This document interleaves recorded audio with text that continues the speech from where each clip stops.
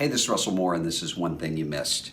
With all of the news going on this week about hurricanes, including the massive damage in the Bahamas, the pictures that have come out of the Bahamas, I couldn't help but think about the reality that so many of us, when we're seeing these things, either in terms of projections of hurricanes or the aftermath of hurricanes, tend to filter that and pay a certain amount of attention to it when it's hitting somebody else, much more so than we do when we think natural disaster is headed right for us or for our hometown.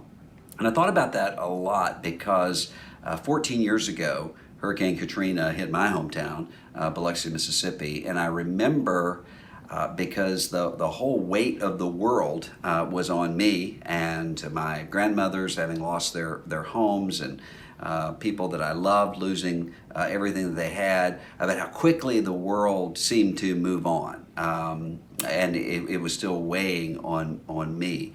And what I can't help but think about is with the people who are in this aftermath of Hurricane Dorian, about what it really means in terms of hometown. Because it's one thing for you to, even if you're far away from all of this devastation, to look at it and say, wow, can't imagine what it would be like to be them.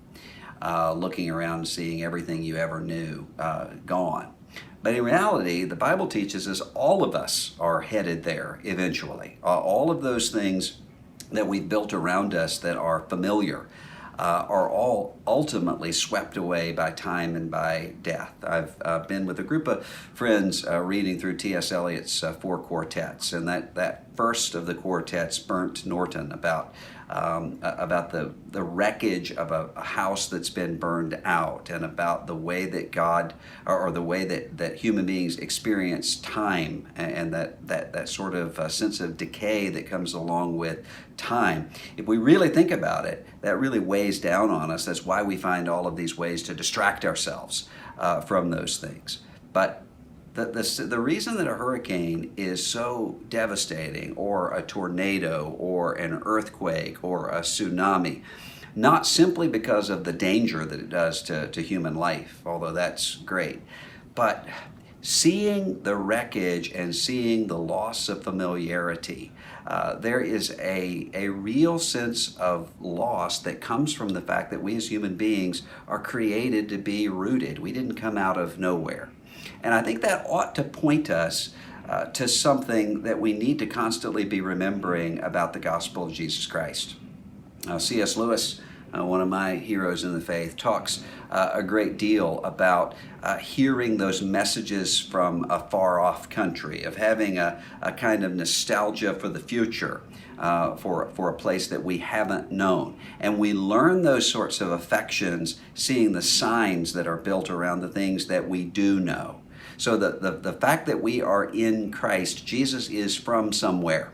He's from Jesus of Nazareth. And one of the things that really strikes me is even after his resurrection from the dead, when Jesus encounters Saul of Tarsus on the road to Damascus, he identifies himself in the book of Acts as, I am Jesus of Nazareth.